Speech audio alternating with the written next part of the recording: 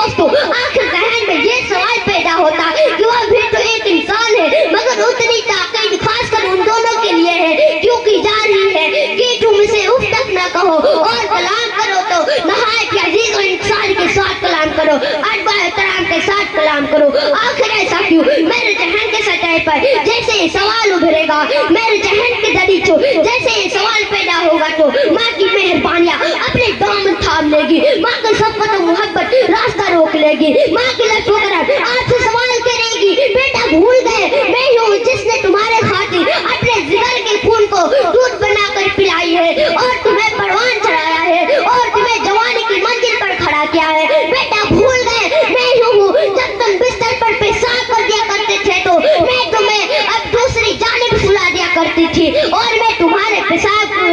जगह पर सो जाया करती थी और जब तुम उस जानिब पे पेशाब कर दिया करते थे तो मैं तुम्हें अपने सीने पर सुला दिया करती थी। बेटा भूल गए मैं हूँ जिसने तुम्हें अपने शिकन में 9 महीनों तक ले फिरती रही और तुम्हारे वजन को बर्दाश्त करती रही। बाप के एहसास आपके सामने अलग दीवार बनकर खड़ा हुआ नजर आएगा, बाप की मोहब्बत आपसे सवाल करेगा। बेटा भूल गए मैं हूँ जिसने तुम्हारे खातिर लोगों की गुलामी की है, तुम्हारे खातिर लोगों की नौकरी की है, तुम्हारे पेट पालने के लिए अजीज और इकारत वतन के मोहब्बत को छोड़कर लोगों की नजर से दूर जाकर अपना देश छोड़कर परदेश जाकर सुकून और रात को कुर्बान करके धूप और गर्मी में अपने बदन को जलाकर अपने बदन को टिपस देकर अपने बदन के खून को जलाकर तुम्हारी परवरिश की है। अजीजाने मिल्लत इस्लामिया अपने अपने गरीबान में झांक कर देखोगी आज हमारे सीनों में हमारे वालिदैन की कितनी मोहब्बत है, उन्होंने हमारे गुलशने कल्बों में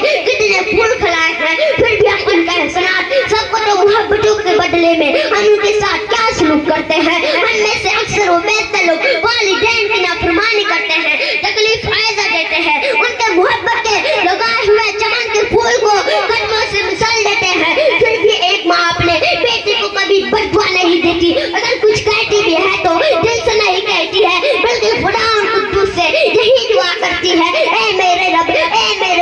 आबा तू हमारे लाल को, तू हमारे लफ्ज़ जिगर को, तू हमारे नूर नजर को हमेशा सुकून रात की जिंदगी अता कर। लेकिन आपको तो छोटे बच्चे को देखकर सबक हासिल करना चाहिए कि उम्दा लिबास मलबूस होकर